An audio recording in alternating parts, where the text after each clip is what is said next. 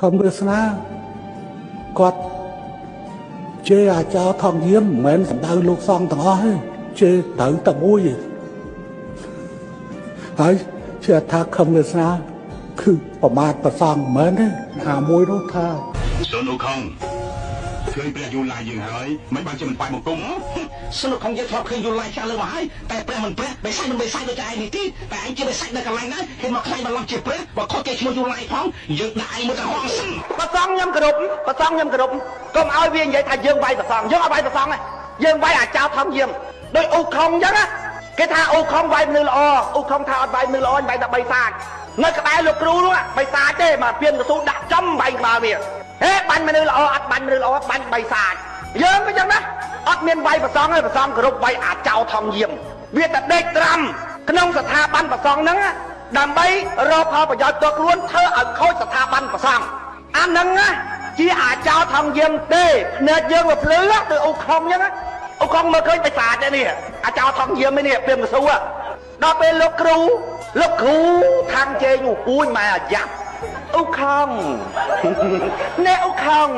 100លានដងនៅតែណែអូខុងបានអូខុងធំបានវិញអូលោកគ្រូគ្មានចេះអីទេចេះតែសូត្រសើគៀបអាក្បាលខ្ញុំលោកគ្រូមានចេះអីលោកគ្រូងងចំងាប់មានចេះអីចេះតែសូត្រអក្សរដើម្បីគៀបក្បាលខ្ញុំហ្នឹងងង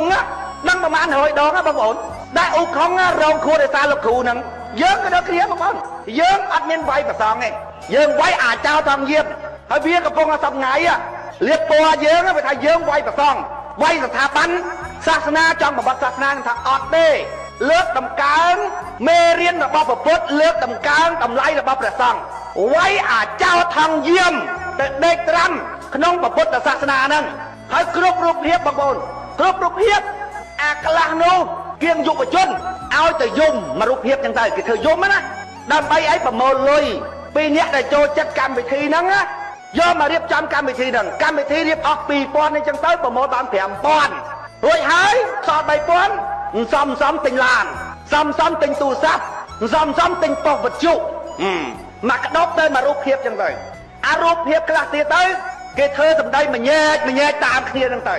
ដល់អានោះថាអេអាមញែកគេសិនស៊ីសមុទ្រឲ្យគេរកស៊ីអស់ដល់ពេលអញស្ទីលថ្មីញ